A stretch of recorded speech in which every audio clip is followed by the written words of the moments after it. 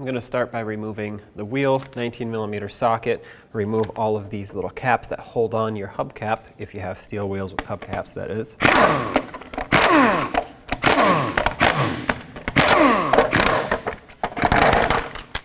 Set this aside. Again, 19mm socket, remove all 5 of your lug nuts, and then take the wheel off.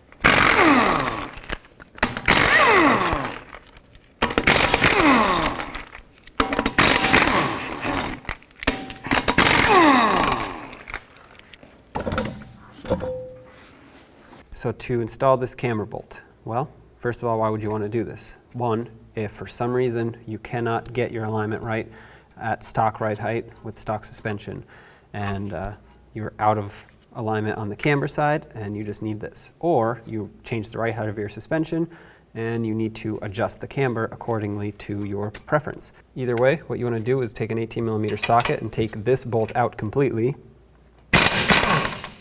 Okay, take the nut off. Leave it flush with the end of the bolt because we'll have to press it out with a hammer. If you leave the nut on there, you're less likely to damage the threads. Okay, so now that it's pressed out, you can take it out all the way. And now if you go to put this in, you'll notice it's not going to want to slide in because you actually need to loosen up the bottom. As you can see, it's having trouble. So you need to loosen up the bottom bolt, or nut, also with an 18mm. Just a little bit so that you can get a little bit of play out of the knuckle. And now with play in the knuckle, drive this through. As you can see, as you spin the bolt, it will alter the camber alignment. But before we fully set the alignment, I want to show you how to properly install it.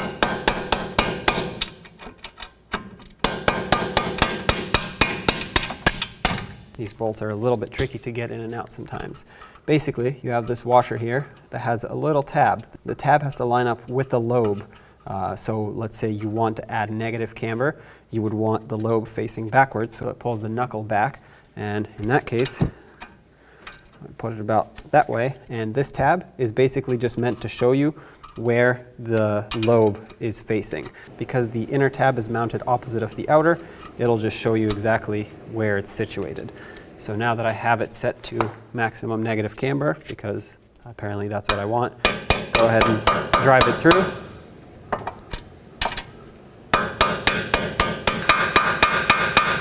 Pushed it through all the way. And make sure that this washer with the small tab goes into the strut completely. Has to all be flush like that. Then you take your mounting nut, slide this on, and with the bolt you'll have a little paper which will give you torque specifications for each size of these bolts that the manufacturer makes.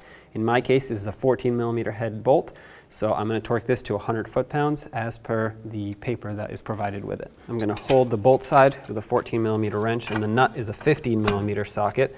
I'm going to go ahead and bottom this out, but I want to hold this so it doesn't spin as I try to tighten this.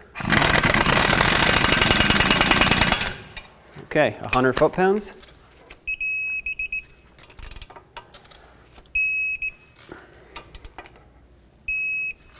Okay, perfect. That's 100 foot-pounds. Now you need to retighten the bottom bolt, and actually the torque for that is 98 foot-pounds. So even though this bolt is now tighter than the manufacturer specified lower bolt, that's fine because this bolt was designed for 100 foot-pounds. 89 foot-pounds on this one. Now let's put the wheel on, then you can go get yourself a professional alignment. Let's get the wheel back on. Start on all 5 of your lug nuts, bottom them out, and torque them to 100 foot-pounds.